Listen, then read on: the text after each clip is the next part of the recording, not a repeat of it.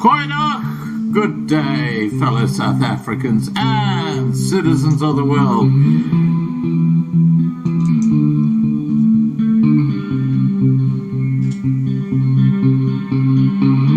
I've been looking around for salvation.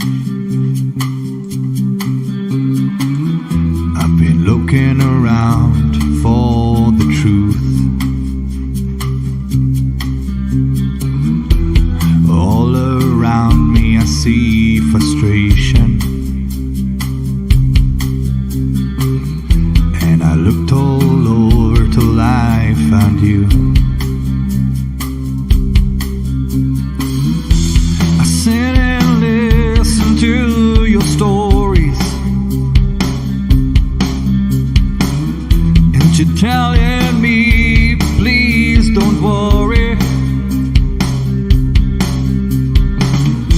There's a lot in this world you should know, and love in life is where you should go. If you're looking for somewhere to go, if you're looking for someone to know, if you're looking for someone to guide you, then love in life will guide you.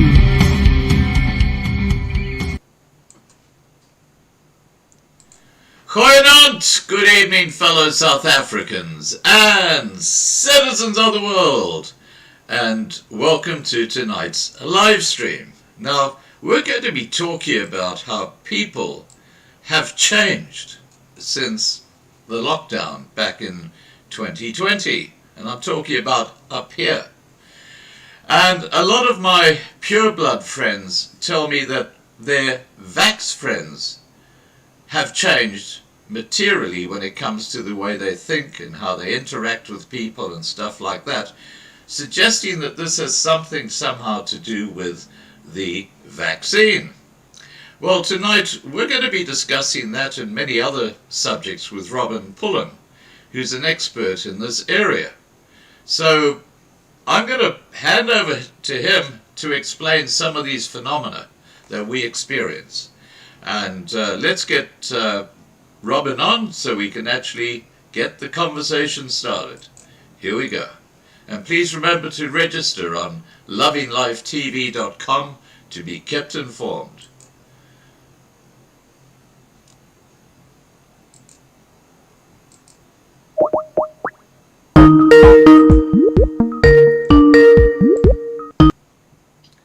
Hi, Robin.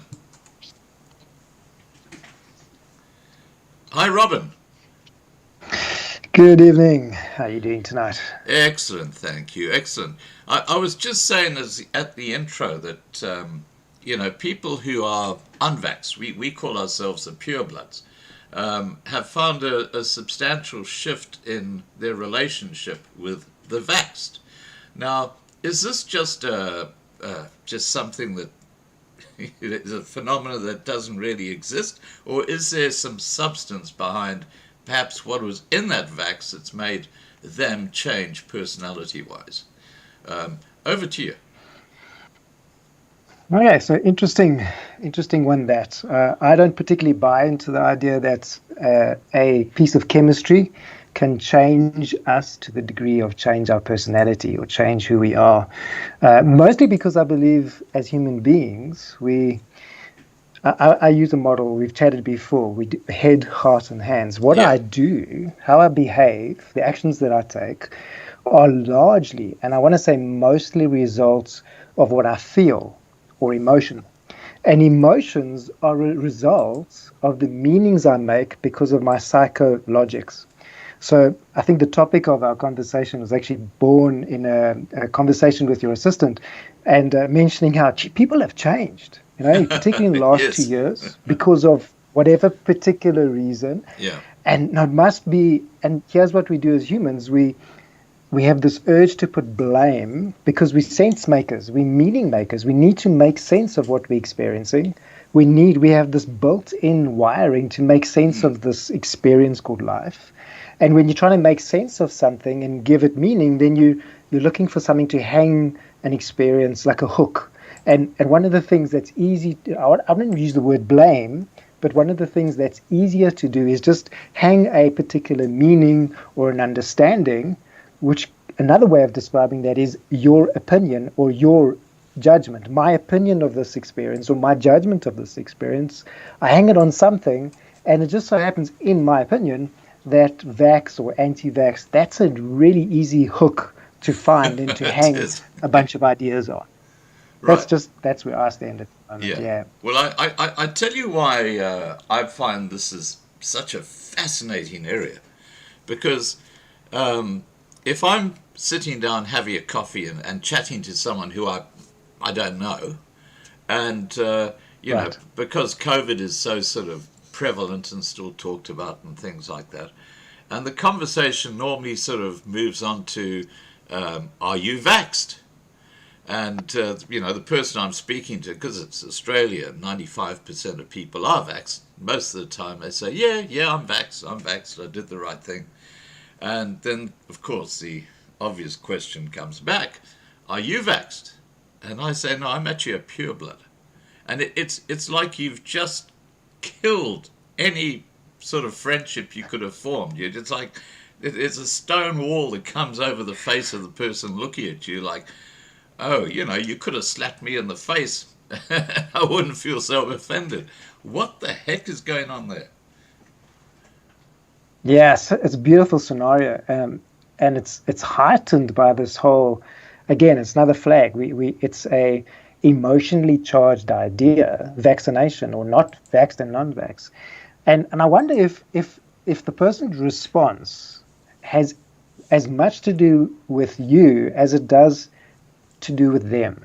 And by that I mean, you see, one of the first things we do as humans, like, okay, you get narcissists and you get some really interesting people out there, and for the rest of us, the fact of the matter is that we're like, hey, we're human, and I've worked with 180,000 people from across the continent around the world, so I've worked with. I have a good understanding of how fascinating and interesting we as humans are. And here's one thing that we all are the same, is we're actually self-absorbed. We look out. We have ears and eyes, one mouth, two nostrils, a bunch of fingers and toes. But we make sense of the world around us from the inside out. And what most people forget is that we also judge first from the inside out. Now, stick with me. What you're also doing is that when I'm listening to you, I might take your words and my meaning of what you're saying, I might internalize them and interpret them.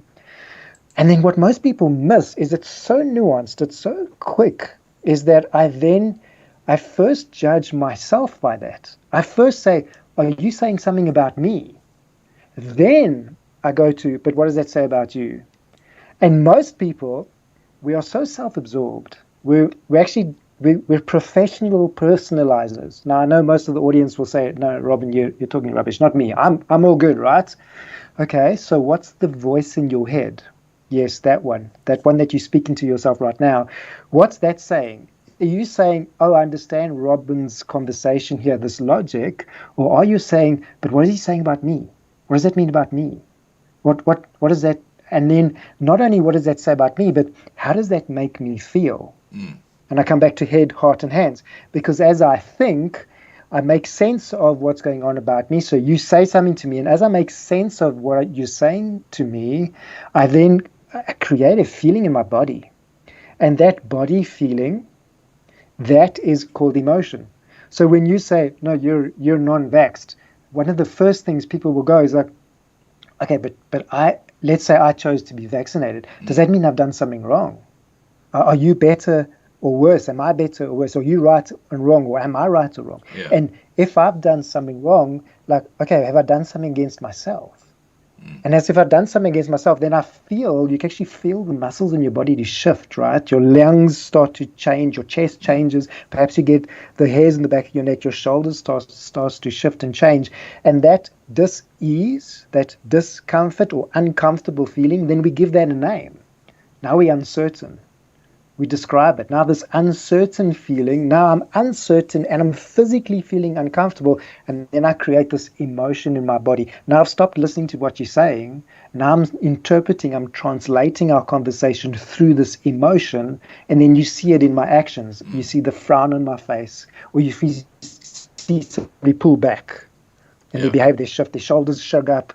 And all of a sudden they look like they've changed. Then we say, oh, you see, vaccinations are changing people because look how they're behaving differently, or how their voices changed. Yeah. No. I don't think it's the vaccination. Here's the truth. I don't know. Were you ever vaccinated for something called polio? Oh yeah. Out of interest. Absolutely, yeah. So most of the people in southern South Africa who I know who are still alive and breathing conveniently forget that they've been vaccinated before without choice. And actually, those vaccinations probably kept them alive. Today, things are different. Today, we've got this new entity. We've gone through this new experience, and this quote-unquote chemical that we put in our bloodstream is just a really convenient, in my opinion, just a really convenient coat hanger to carry or to place a whole bunch of conversation, emotionally charged conversation around. Yeah. Does that make sense? It does. And I've got to say, though, that I find the vaxxed very, very defensive about their decision. It's almost like, I've had the vax, so I don't want to hear about all this shit about what it can do to me, because that was my decision. And as you say, it's self-focused, self-absorbed. Now, let's... It's fascinating. I hear the same thing on the other side. I hear the anti-vax or the non-vaxxed, what did you call it? The purebloods. The purebloods, yeah. Just as strongly, whether you call it defensive or offensive, just depends on which side of the table you're on. So it might not be defensive, but however, I know some people who chose not to get vaccinated who are really quick to make their point of view known, and they will do it with intensity. They will do it with passion. And it's easy to mistake that intense passion for aggression. That sounds like... It's easy to That sounds like where I go wrong, because I do tend to sort of explain why I'm a pureblood, and I think that's where it's like, you've just destroyed any chance of a friendship with a vax person. The conviction is just another emotion. It's another energy in motion in our physical body, and then our behavior changes. And then I'll have these people who are vaccinated who are saying, you see, look what COVID has done to these people who choose not to vaccinate, these purebloods. Look how their behavior has changed. Now they're aggressive and emotional, and I'm like, oh really? They're just on the other side of the table. Come, have some more coffee. I had a guest on Loving Life about a week ago, and she was one of only two people in South Africa who, and this is what she does professionally, she goes and attends meetings like where they've got a really important decision to make on who to choose for a job, and if they're interviewing people, and she is trained to pick up when they're telling porcupines and stuff like that, and she just sits there. But she said that within the first 10th of a second after a question's been asked, that's when you know what's actually going on, because of the tiny little things that happen in the face and the way we react. And it's quite amazing. Most of us don't realize that this is going on when we're talking to someone, but people do pick up these little signals, don't they? If even though it's not because they're Do you want to talk to us about nuance? That? So a lot of NLP, or neuro-linguistic programming, or the NLP communication model is built around that science, on that, or those groups of principles or presuppositions, and it has to do with our physical body. your earth suit is a response making machine, and it's a delayed response. You see, what happens is there's an external event. It could be something you see, something you hear, something you feel, or something that comes through to you. Perhaps it's a brush of wind. I think I've used this example on this channel before. Now, moving wind against your skin will trigger your hair follicles, and you'll have an experience in your physical body, and the neurology sends a message to your brain. Your brain says, oh, what is this? And your amygdala will go, is this safe? Is this familiar? Is this danger? Is this unknown? It'll categorize that. And in that, and I'm talking nanoseconds. I'm talking like within a split second, several hundred processes have already taken place between the external trigger and your sense making, your meaning making. And then that sensation in your physical body is given a meaning. And before you know it, the eyes are changing, the muscles in your face are changing, and it's all happening because of two things. The one is the meaning. So there's a reptilian part of your brain, a survival part of your brain, whose core function is to keep you safe. It's a survival function. Amazing. And the second is a mind-body emotion relationship. Now, some simple way to say state is if that wind blowing through the room, let's say it was cool, its temperature was low, but you're sitting in the cool evening and you're uncomfortable, a cool wind you might interpret that low temperature air blowing over your skin as discomfort, and you want to warm up. But at the end of a cricket match, at the late afternoon in the blistering sun, a sudden blow of cold temperature air on your skin would be refreshing, would be welcome. Or you go, oh, that's so nice. Let me just stand in this breeze for a moment. Now, the one moment is discomfort, dis-ease, and you want to fix that. You want to run away from that. And that you equate to stress or strain. And this very same experience, wind on the skin, your hair follicles, neurology, all of that, same thing, different moment with a different frame or a different scenario equals desire, bliss, equals happiness. Stress and strain, rest, digest, happiness. So that's what's happening. In a split second, you say the word vax and somebody says non-vax, and those two different trigger sets get fired, and one person smiles and the other person frowns, and you see the frown at the under your, without even noticing, you're seeing it, and then your body. Now what we do, it's like a chain reaction. So you see the frown and you frown, and then they see your frown, and then they frown, and then there's meanings upon meanings, and then we start triggering each other, and the next thing you know, you're actually in another reality, in the same space, but a completely different reality. Well, I just want to say to everybody watching, if you're sitting down having a coffee and someone joins your table that you don't really want them there, and you want to close off the conversation, a beauty is to ask if they're vaxxed, and then to say that you're unvaxxed, because that is a conversation killer. Do you have your vaccination card? Can I see your vax card? Boom, there we go. There you go. It's all over Red Rover. Now, Robin, just on this subject, when we talk about your hair follicles and things like that, how do people develop their proprioception? Yeah. And that's like the sixth sense, isn't it? So that's a fancy word for describing a body sense. Proprioception is when you have the awareness to understand the physical sensation, the sensory experience in your physical body. And the best example the simplest one is that wind, that air, that moving air of a particular temperature. How do you give it meaning? When the temperature is raised to something higher, then you give it one meaning. If that same scenario is lowered to a lower temperature, that is called proprioception. So if for example, I'm sitting on my seat, my bottom is sitting on a cushion on a hard surface. When I recognize, hang on, I'm not uncomfortable, and I feel like I need to move myself around, I need to change my posture, position.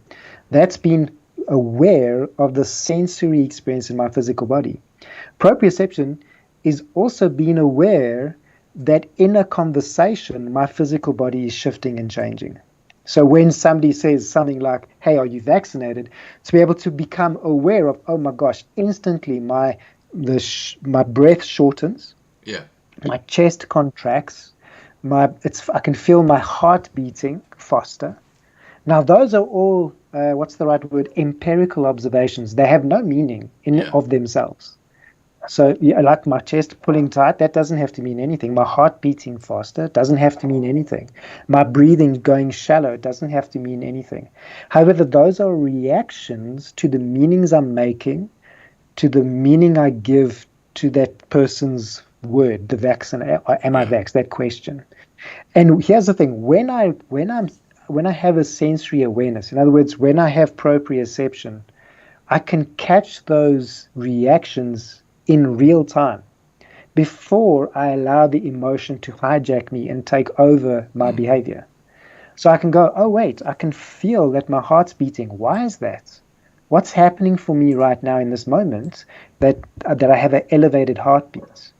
Or I become aware. I don't know if you've ever done this. I become aware, like in a moment of deep work, or when I'm trying to think something through, or I'm in a deep conversation, or I'm intensely listening to someone on my mobile phone. So I'm on a Yeah. call and I'm listening, and I've realized, like, hang on, I'm not breathing. I'm actually holding my breath. I'm breathing really, really shallow. Yeah.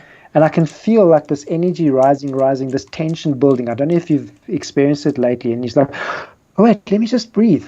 Oh, let me just relax. And as I relax, as I take a breath out, my physical body shifts. That's proprioception, to say, hang on, I'm not breathing right now. If I'm not breathing, I'm not getting oxygen to my brain. If I don't have oxygen to my brain, my quality of thinking goes down. If my quality of thinking goes down, the quality of decision making I'm going to engage in is going to go out the window or down the toilet. And then I can't be surprised, right, when my behavior follows out the window or down the toilet. Yeah. Then I can't say to someone else, you made me. No, my friend, you were unaware of your physical body. You lost conscious awareness. You lost sight of the messaging, the signals your body was giving to you in that moment, because you didn't have proprioception. You didn't have this body sense, the sensory awareness. Our Ah. physical body is an intelligent, Ah. it's as intelligent as the brain. It's sending us messages the whole time. Yeah. Yes. No, it's quite amazing, and something I just want to refer to, which I think is part of what we're talking about here. Less than 24 hours ago, there was this terrible earthquake in Turkey and Syria, and Yeah. thousands of Yeah. people have died. But just minutes before the earthquake happened, an extraordinary thing happened, and there's video footage of it. And that is all the birds in the middle of the night were suddenly flying around and, making a heck of a noise just minutes before the earthquake. It's like they had a sixth sense about what was coming. Now, this Yeah. brings us back to So I love what you're proprioception. mentioning there. Yeah. Go back to it. How does Yeah, the sixth sense work? that's even wider than that. So say that again, please. How does this sixth sense that we have work, and how do people actually make it stronger? How can they tune into that sixth sense? Because I think it's such an important part of who we are. Because if they say go by your gut feeling, how you feel about something. That's really your sixth sense, isn't it? So two things come to my mind. The first is to appreciate, or another way to say that, to acknowledge that we are connected. Like the birds are connected to the environment. They're aware. Their little body, it's not a human body, it's an animal body. So there's instinct, but without rationale, without meaning making. But there's instinct, like you and I have instinct. And that instinct is connected, is in touch with the world around us. Until we numb it out with caffeine or liquor or social media, until we train our brain to be disconnected from the environment that we're in. So the first is to, as Eckhart Tolle would say, to be here now, to learn to slow down enough Live in the moment. to be aware of yourself, to live in the moment. I find the most powerful way to do that is through the breath. is to every now and when I catch that example I mentioned just now, when I find myself not breathing, just to slow down and take a deep breath, and it's like take all that tension, and then as I breathe out, the exhale, I literally see like I'm in a shower. I just see all that tension trickling down right through my body, off over my fingers, over my legs and toes, and I just enter a state of centered awareness and relaxation. Now, there's other practices we can chat about sometime about how to do that, but the first is be here now. Right. And then to be aware of, come back to yourself. That's why these gurus in the different movements will say mindfulness is centered awareness, to center yourself. So in a conversation, one of the keys is to be able to see the difference between you as a person and what is going on around you. So you as a person are a human being engaged in a human doing, in a life experience. But you are not that life experience. You are not the hot and cold. You are not the words that you hear or the words that you say. You are not the feeling that you have in your earth suit. Yes? I just want to pick up on what you're saying there. What you're saying is that we're all like actors on the stage. When you interact with people, they've all got their own perception of things. And when you're interacting, you're basically like playing your role in a play, but it's a play of life. It's actually happening. Is that close to what's Scott, going on? Magical. And I want to elevate, I want to add to what I'm hearing you say, because most people are just that. They're puppets. They've given the power of their thinking, their feeling, their speaking, and their actions away to someone else. They've given away their personal powers. So they are in a play. They're just playing a role that they believe they have to play on this stage of life. Wow. However, being here now is being able to take back you are the author of your own life. Right. To play your own life on this stage, and to learn how to write your own story day by day, moment by moment. Mm. So beautiful analogy that you introduced there. Thank you. Now, okay, let's go back to the last couple of years with COVID-19 and how it's changed how people think. Do you want to tell us how this whole period has changed people? So I don't think it's changed people. I think it's conditioned people. So okay. I have different experience. My personal experience was that in the midst of COVID itself, the outbreak of that whole phenomena, and when things were happening, that was a really positive experience for me. At the time of that my coaching practice, so I speak, coach and train, and I'm in learning and development and organizational behavior management. And in that time, we were forced to consider options of doing work that previously was just not optional, not taken seriously. So there was a period of time, a window of time, where all of a sudden stuff that I'd been trying to persuade clients to be able to do, to consider, just became the only option.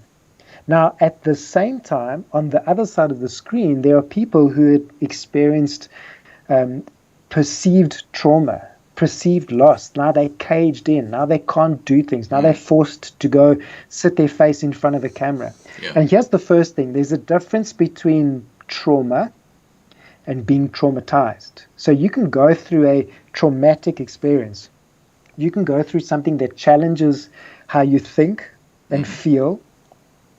But that doesn't mean that you have to take that experience, give it a meaning, to say something about yourself and carry on. It's like you can go walk through the rain, or you can go and collect the rain and put it in a plastic bag and pull that bag over and sit in that rain bag in the swimming pool. Mm-hmm.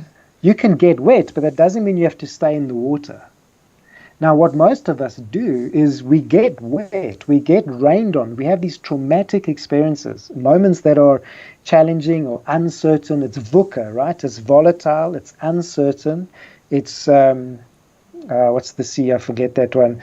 Complex, and it's ambiguous. You just don't know what's happening. It's right or wrong, left or right, up or down, and it's changing the whole time. And those experiences are real. But what we then do is we turn that experience in on ourselves. and we make it a traumatizing experience. Right. And we hang on to that. We take that moment and we make it into a memory. We personalize that memory. Then we also tell ourselves, we convince ourselves that this thing is now permanent. What's happened to me only, personally, it's an attack on me, and it's permanent. And we also make it pervasive. We make it like it's everywhere. Yeah. So the first step is to be able to separate, I am a human being having a human experience. And the experience, what I have through my physical body, which is where I go when I make my meanings. Is this hot? Is this cold? Is it loud? Is it soft? Is it bright? Is it dark? Is this unknown? Is it familiar? All those experiences in my physical body doesn't have to equal who I am. And we make a separation of self and experience. And this is where most people never get to. So the last 2 years, I love, there's a British coach, a life coach called Richard Grannon, and one of the ways he speaks about narcissistic abuse and traumatic experiences, and one of his ways of explaining this is some of us have significant incident, a once-off, like I had a once-off leg injury, and it was, I shouldn't be able to walk and I shouldn't be able to run and all that kind of stuff, and I've recovered from that. But others of us, we have, he calls it micro traumas, like paper cuts, but thousands of them spread over time. And in the last 2 years, most of the people I engage with have had these paper cuts, these traumatic experiences that they've dwelled on. And please, when I say this, please don't hear what I'm not saying. I'm not saying they weren't real. I'm not saying they didn't happen. And I'm not saying there isn't trauma to them. But what I am suggesting is that some of us, what we do is we take these many, many paper cuts, these traumatic experiences, and we dwell on them and we make them a coalesced, we make them a group experience. Yeah. And each one of those is not so much a big of a deal.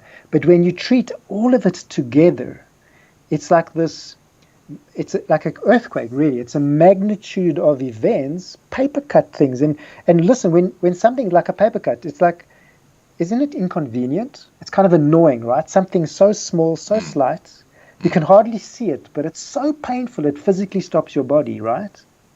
And some of these events in COVID was very much the same. It's like, really, what's happening? Like it's almost a non-event, but it's so quick and it's the change, VUCA, it's so volatile, it's so, I don't know what's going on, it's so quick, it's so, like, is it right, is it wrong, I mean, I had a near-death experience in COVID myself. I had 10 days where I thought, I physically felt like Wolverine in the movie when they put that metal into his veins. I was convinced at 3 times that I took my last breath, and I was like, I don't know if I'm gonna survive this. I know what that feels like in my earth suit.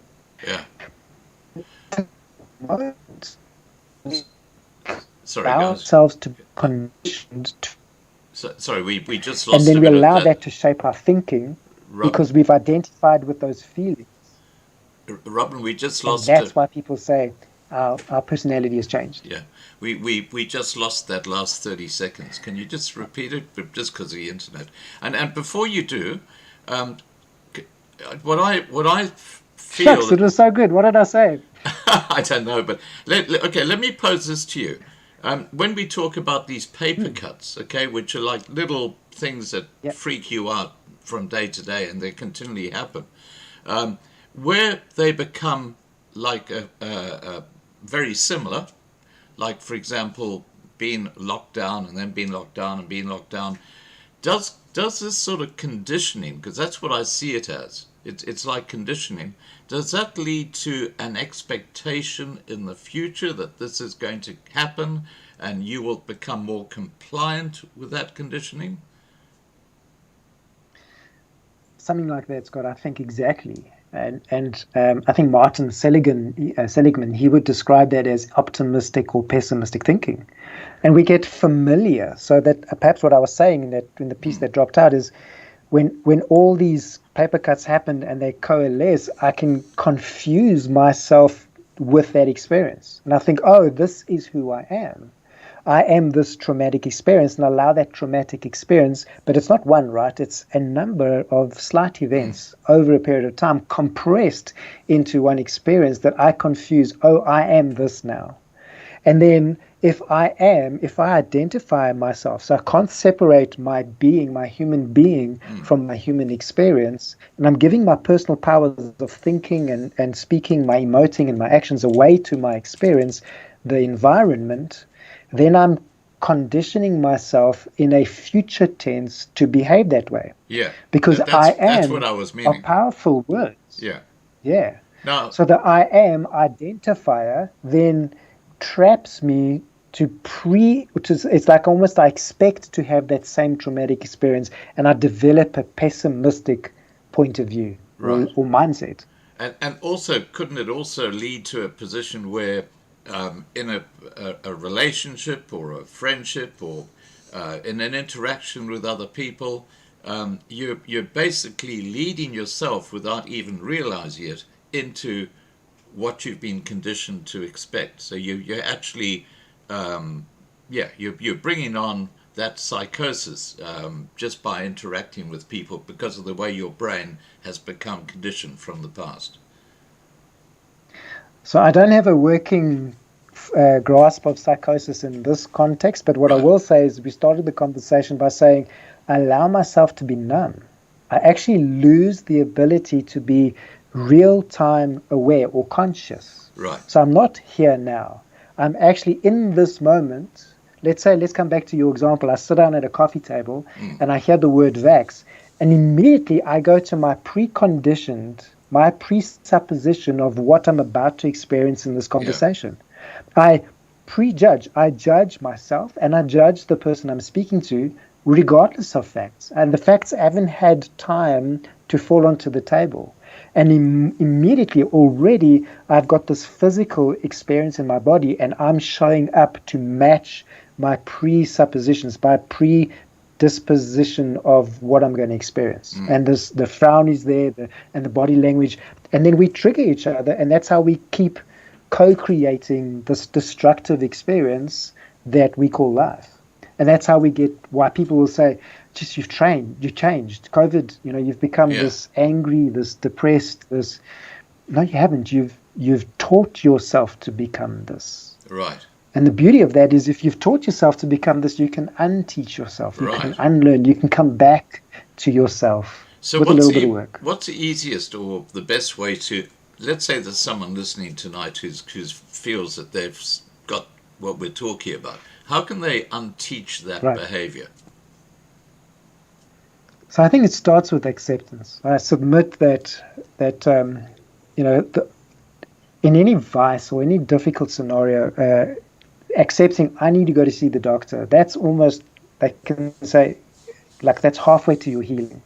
And acceptance is being able to say, okay, what I'm experiencing now is different. There's a difference between who I am and what I am, what I'm going through. So the identification is the first one. And then I like the word specificity. One of my mentors, Dr. Michael Hall, who is the author and the father of neurosemantics, an advanced form of NLP, he hones in on, I won't use the fancy words, but specific language. So, for example, at a coffee table, it's not like, oh, this guy's against me. It's here I am, there's two of us, two human beings. This is me, that is them. Yeah. That is a coffee table. I heard the word vaccination. I heard the word non-vax. It's just a word. I can see that I'm hearing a word and I'm having a feeling. It's just a feeling. And when I hear that word and I have a feeling, I give it a meaning. It's just a meaning. And if I can break down or unpack my experiences with specificity, a granular, like simple specificity, be specific of what's going on. Sorry, guys. Just a laptop. It's just a conversation with another person on the internet. Right. Hopefully the call is holding on the other side of the planet.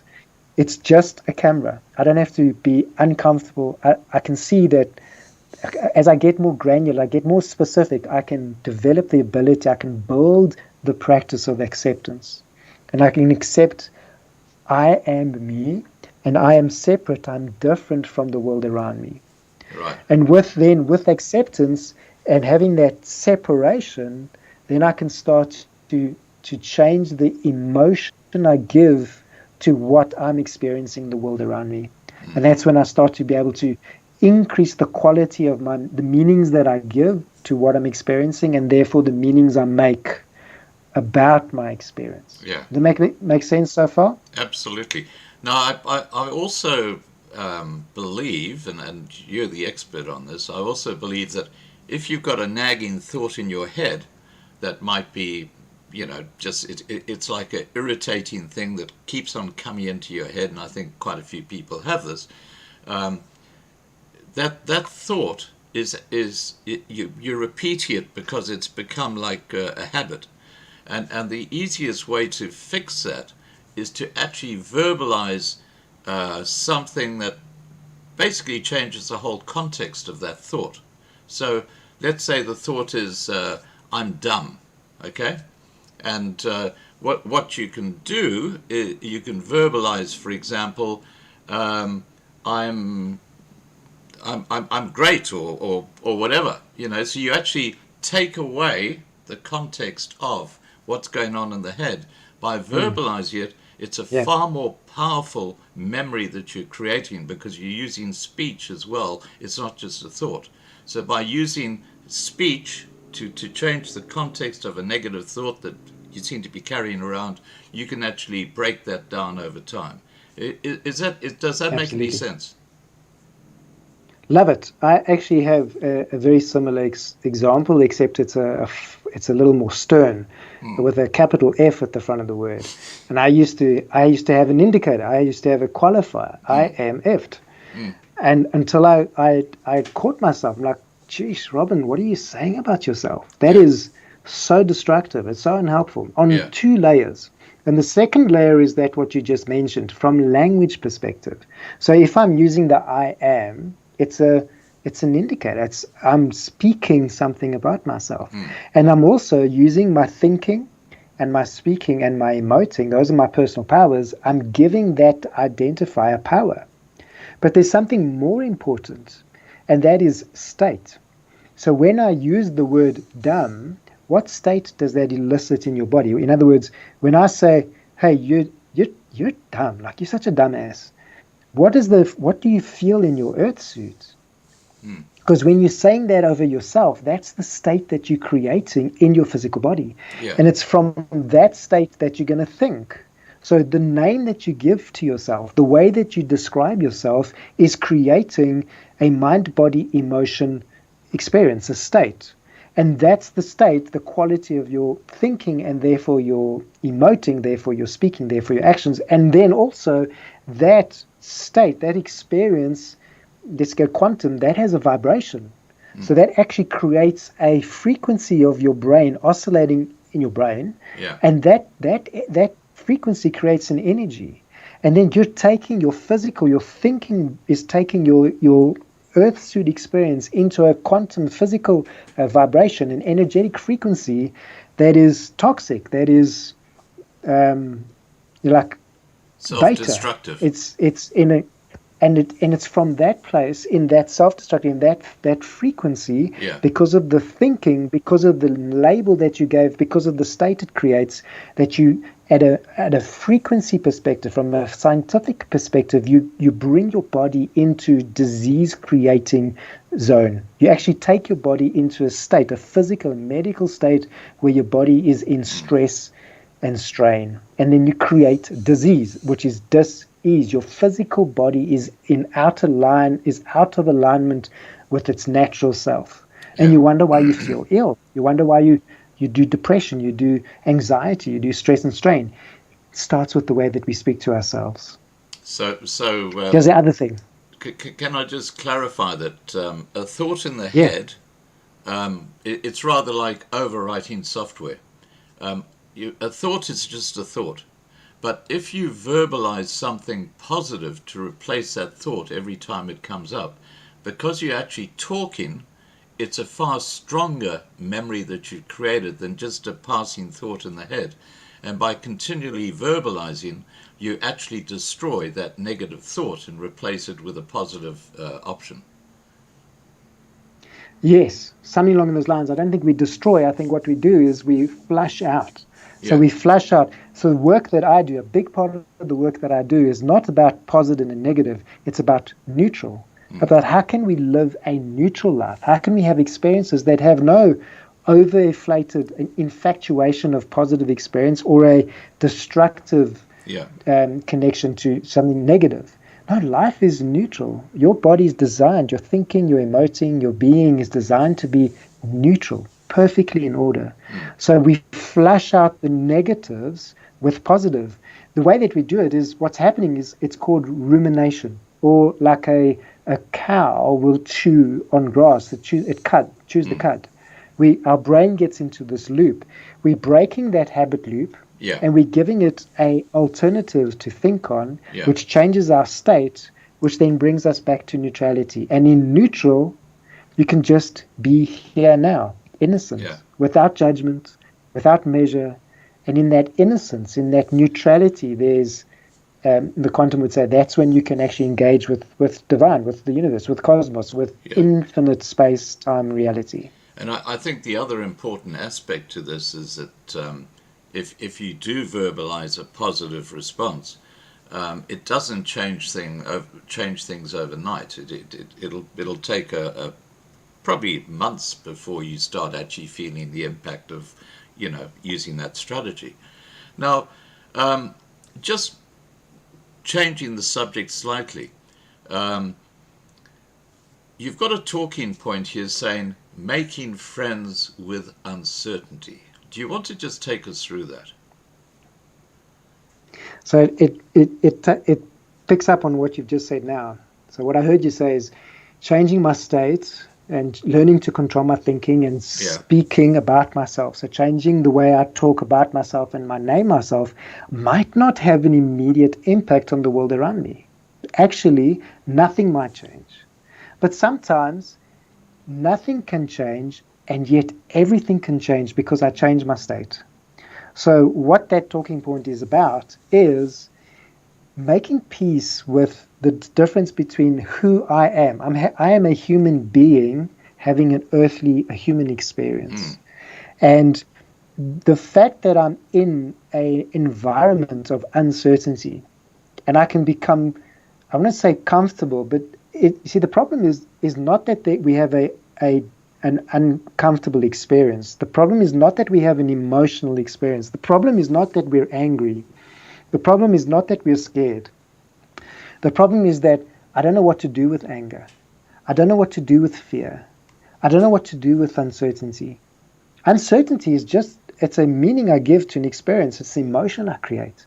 But the problem is that we have a troubling relationship with uncertainty. I have a troubling relationship with anger. I have a troubling relationship with sadness. Now, here's the thing. Sadness can be a tool. Anger can be a tool. Anger can be a life-saving tool. When you're angry about something that's not right, that energy that is released in that moment could save your life or the life of someone else.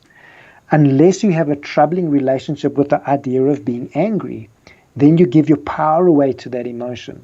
Right. So I want to learn and I want to help people become comfortable with change. Like, okay, it's VUCA. Things are volatile, uncertain, they're complex, and like, I don't know, up from down. It's ambiguous. One day it's this, the next day it's that. Yeah. And I need to become comfortable with being uncomfortable or being uncertain. And I can take back my personal powers and say, okay, it's volatile. Geez, things are all over the place. But I'm not. Because I come back to my breath.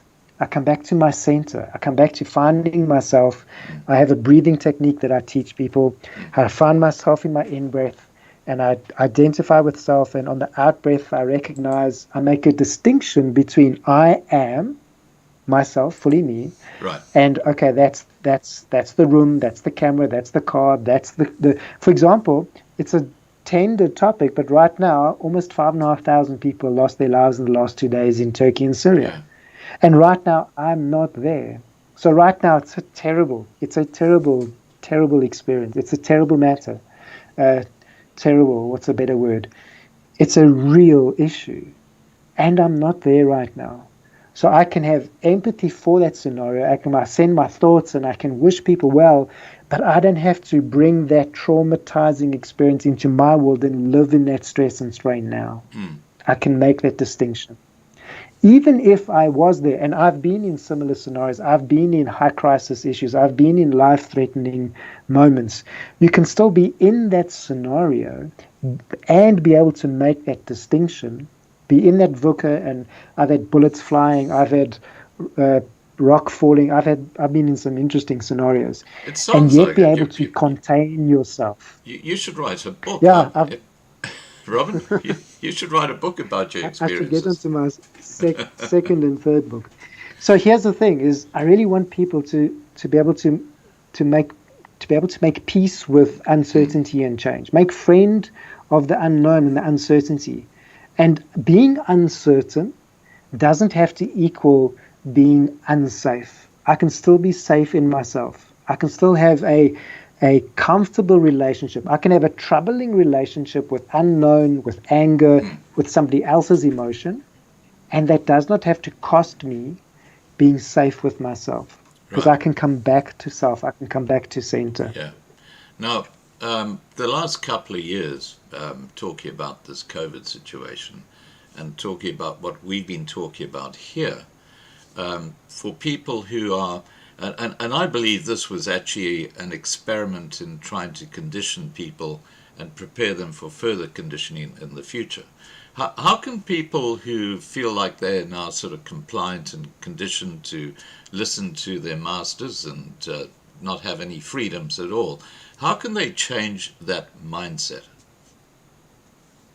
Well, to be honest, Scott, I think people who are in that scenario actually don't realize it. They are so conditioned.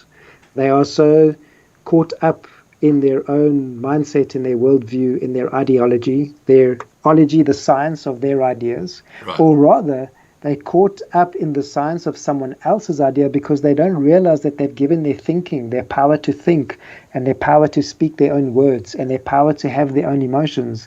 They've given them away. So the wake-up call is, can you be here now?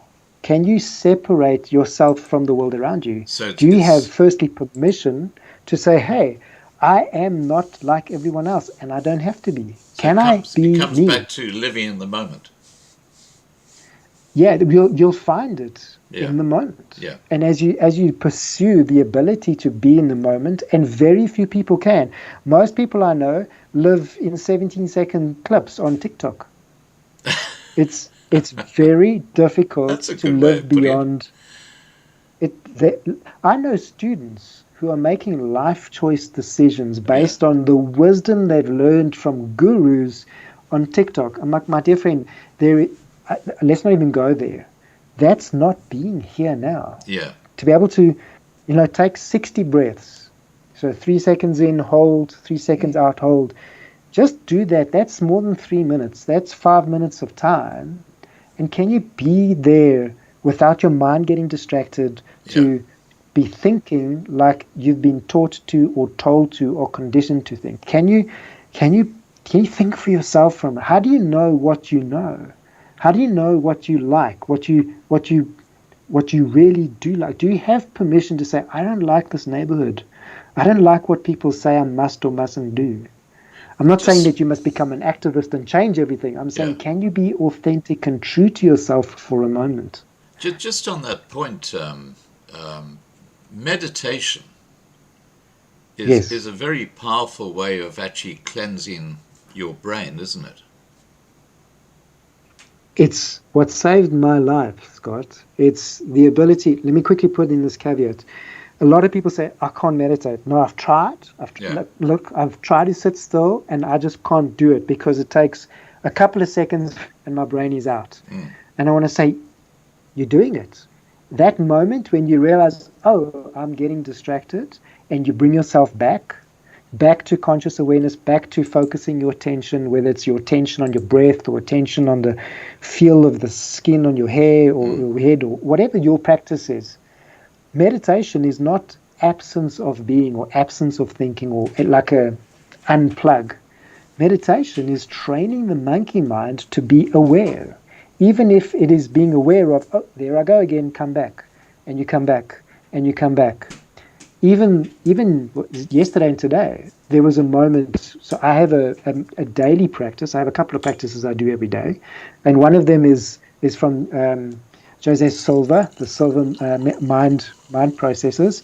And even this morning and last night, I had a moment where, in one of my sequences in the routines that I practice, I'm like, oh wow, I couldn't. So I count down from 75 to 0 to 1, and I couldn't get below 25. Somewhere between 30 and 25, I get distracted.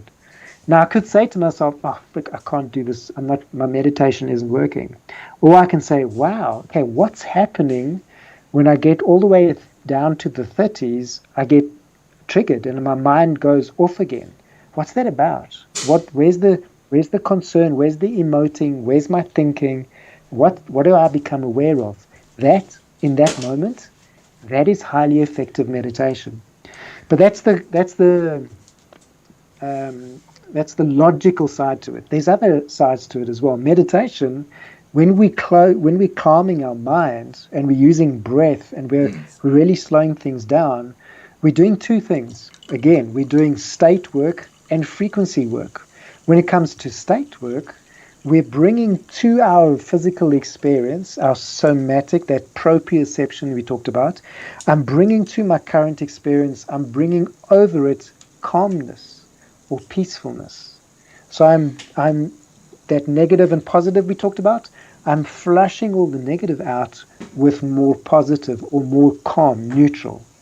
And when I do that, when I create a state of calmness in my physical body, I'm doing another thing on the frequency level. Firstly, I'm going from active aware, so beta, into alpha. Right. From delta into alpha into beta. Beta is just below conscious. It's a calm state. Actually, beta and theta is where our physical body does healing. So in meditation, I'm inviting my physical body, my brain, my body tissues to resonate at a frequency, at a vibration where physical and emotional healing can take place. Right. So there's state work happening as well as frequency work happening. And that's a healing moment. And you do a little bit of that every day, your life will change. Not only your thinking and not only your conditioning and not only your language, but your physical body will start to change. How long? I'm convinced of it. How long should one meditate for? How long can you? Okay, so I've gone through seasons, where it's just like, man, I'm grateful for 5 minutes. I'm really, right. I think it's one of these, this is one of the areas where the key is consistency. Remember, we're conditioning ourselves. Either you get conditioned to come back to the matrix, either you're conditioned into this imaginary play, this theater of the mind that somebody else has written, or you condition yourself back to being your true self. When you've got that, meditation is like a muscle. When I'm teaching myself to do handstands at the moment, headstands, handstand push-ups, that kind of stuff. And when you find the skill and the different components are in place, then you can find your balance, it becomes easier. And meditation is exactly like that. It's a mind skill and it's a body skill. You got to teach yourself to sit still in one place. Yeah. Now, for me, that's a miracle in itself. For me to sit still in one place without talking, without actively engaging in something for more than 30 seconds is a miracle. I was one of those kids.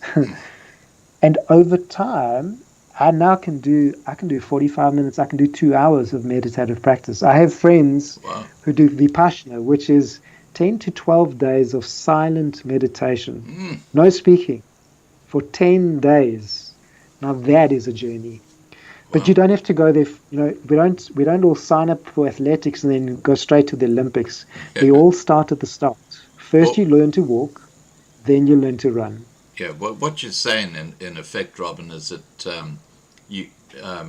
meditation is a very good way to heal your brain, because you're actually letting go of things that are just sitting there and causing trouble.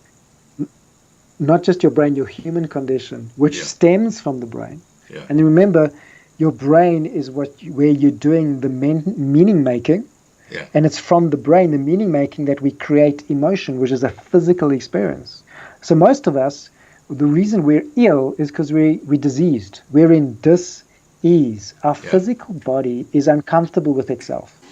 And more often than not, that discomfort has nothing to do with the physiology. The physiology is just the symptom. It's the natural consequence of what's going on in our thinking and our belief, our emotions.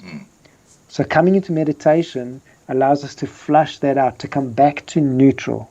And when we're neutral, frequency perspective, state perspective, and you're taking good care of your earth suit, of your physical body, in that place of neutral, then that is the space of divine. That's where you'll find healing again. Yeah. I know that because I've seen that in my physical body. Right. Now, the other thing, of course, is that meditation is the antithesis of stress, which is really the cancer of the body. I mean, stress is the worst possible thing you can have, isn't it? So I don't know if I buy that. The antithesis, the opposite of meditation is stress. I think the opposite of meditation is numbness, is being unconscious, is giving your thinking and your feeling, giving your powers away. And when you do that, yes, you create stress and strain. But what most people don't grasp, in my opinion, is stress is not just the, oh, I'm so overpressured, oh, I'm so busy, oh, I'm worried all the time. No, stress can have many faces. Someone can be, quote unquote, completely in control. Their life, they've got everything organized. They're the perfect picture, but just under that thin veil of veneer, there is so much dis-ease, because control is not neutral. Control is on the opposite scale of, I am so freaking scared, I'm afraid of everything, I have so much insecurity, I have so many issues that I have to control every single portion of my life, that actually that entire system, that earth suit, is at 99% strain, just below stress. And that's the state, the frequency vibration that person's living in, the state they're creating, is far from, it looks great on the outside. They've got the boat, the car, the house, the party house, the family house. They've got all the toys, everything shuts and closes and all the expensive stuff.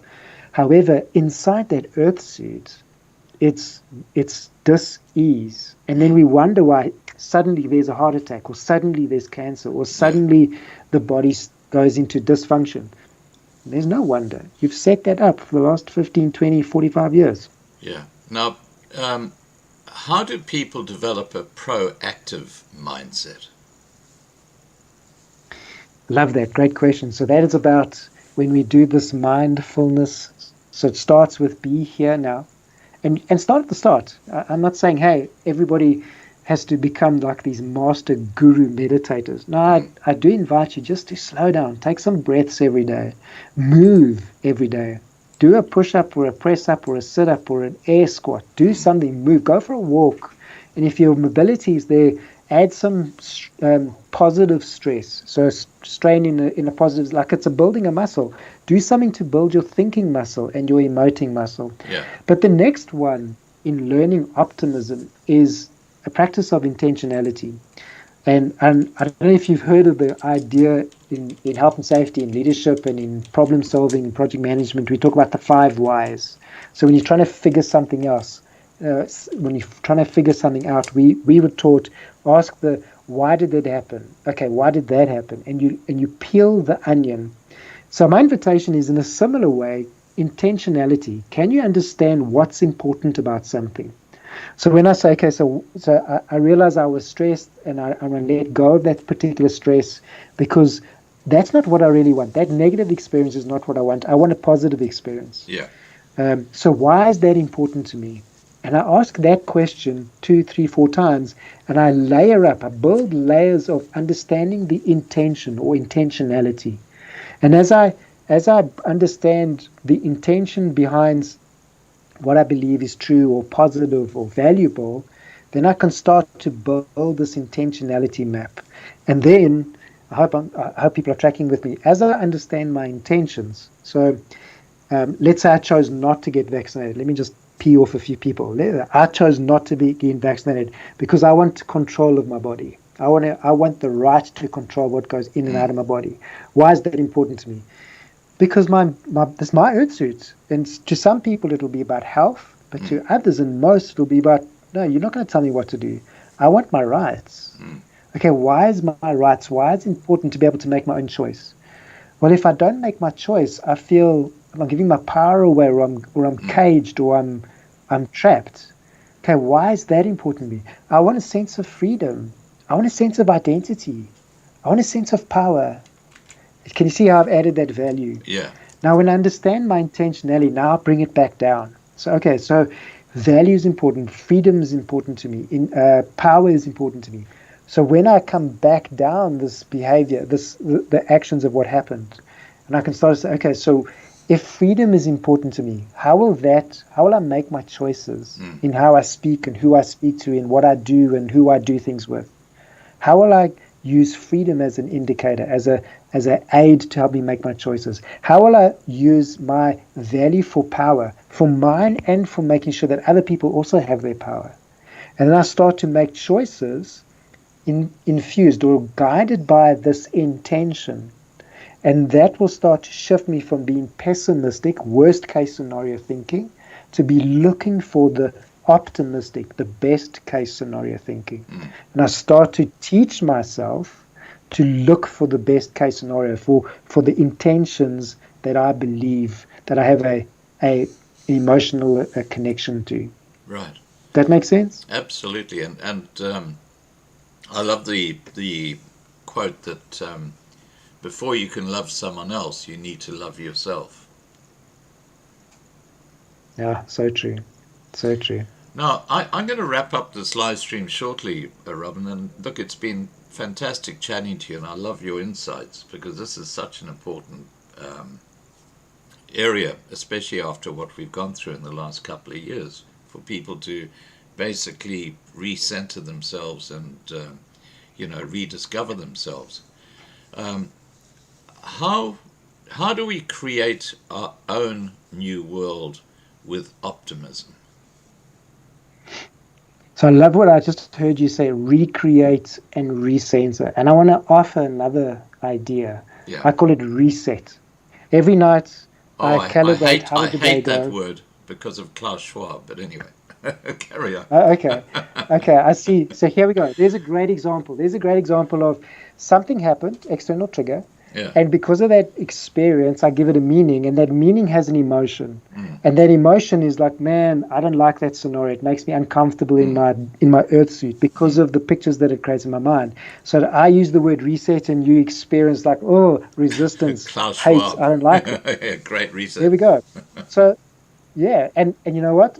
And I see how he's using the word, and I'm using the same word, but I don't have the same map as him at all. It's like a very different experience to me. To me, it's this.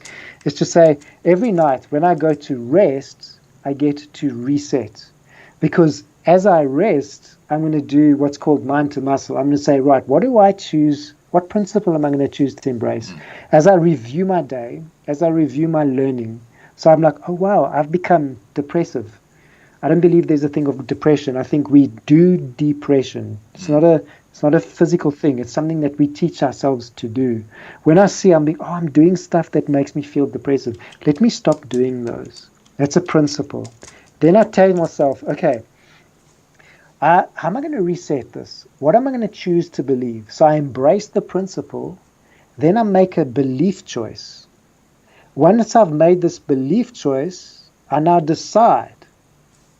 Like I decide to wake up, or I decide to go back to bed. I decide to brush my teeth, or I decide to scare somebody off with my Shrek breath. Nobody makes me do anything. I make that choice. So it's embrace the principle, take on a belief, and I make a decision. Tomorrow, when I wake up, I'm going to stop doing that. I'm going to start doing this. Once I've done that decision, I ask myself, what's it going to feel like? Let's do the meditation, for example. Tomorrow, when I wake up, I'm going to decide, I understand the value of meditation. I believe, I embrace, I take this on. Yeah, I believe this is going to be good for me. So I've decided.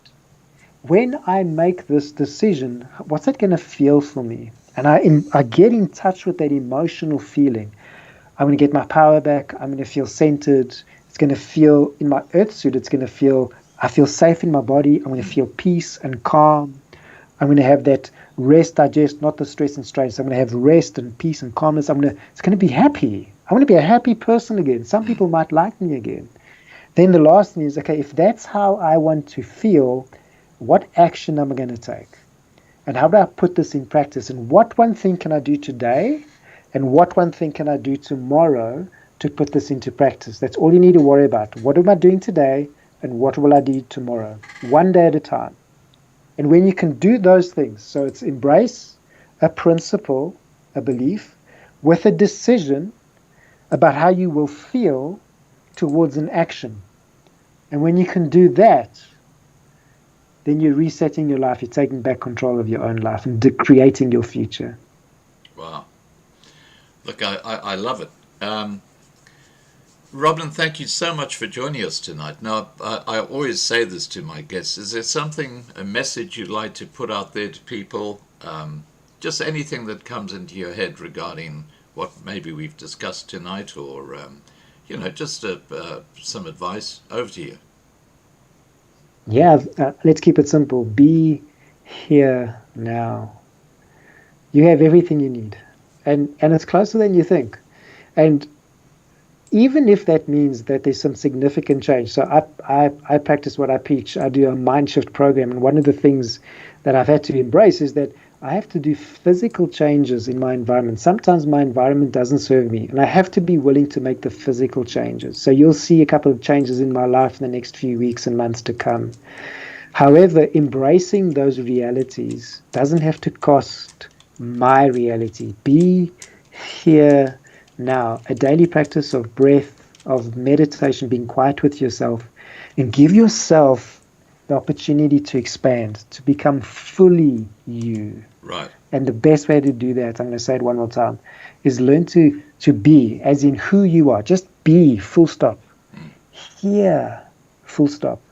Now, full stop. And get your brain out of the quicksand of other people's control.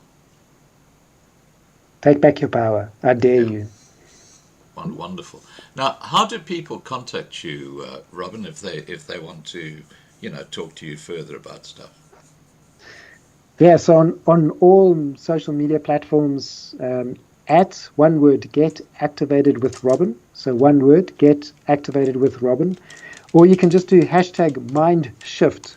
So I believe in we're shifting mindsets. So hashtag Mind Shift. And you'll find me somewhere, somehow saying something about this topic and supporting on you and your journey. Right. I'll put those two below the video, so in the description, so people Excellent. can actually make contact that way. All right, fantastic. Robin, have a great evening, and I look forward to our next chat. We've had you on a couple of times now, and it's always fascinating talking to you. Likewise. Thank you for the opportunity. May you be well. Yeah, you too, buddy. Take care. Thank you. Okay, bye for now.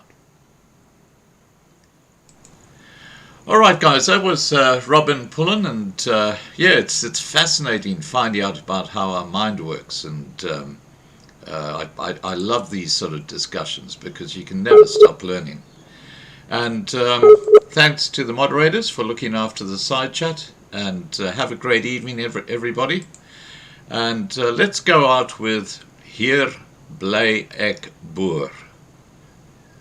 See you tomorrow night, 8 p.m. Johannesburg time. Meer as 61,000 van ons voorvaders het op die grens vir ons gesterwe, sodat ons vry kan wees.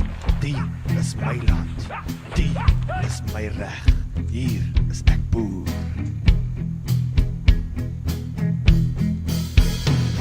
Van stof is ek gemaak en sal ek terugkeer.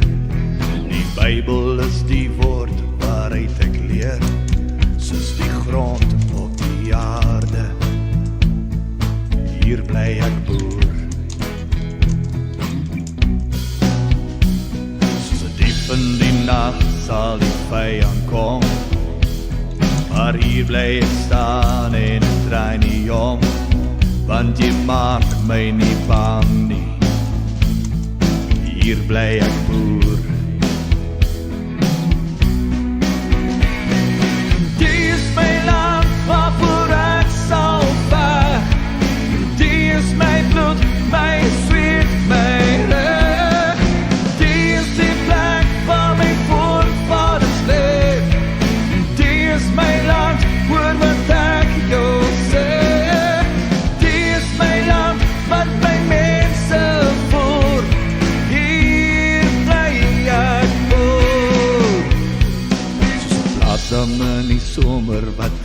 bring. My oupa wat maniekiero kon sing, soos hy stap deur die lande. Hier was hy boer. My wortels lê diep in die grond geplant. My seun soos my pa los ek vir jou die land, en jy hoef nie te vrees nie. Hier sal jy boer. Die is my land waarvoor ek sal veg. Die is my bloed, my zweet, my reg. Die is die plek waar my voorvaders leef. Die is my land voor wat ek jou sê. Die is my land wat my mense voer. Hier bly ek voor.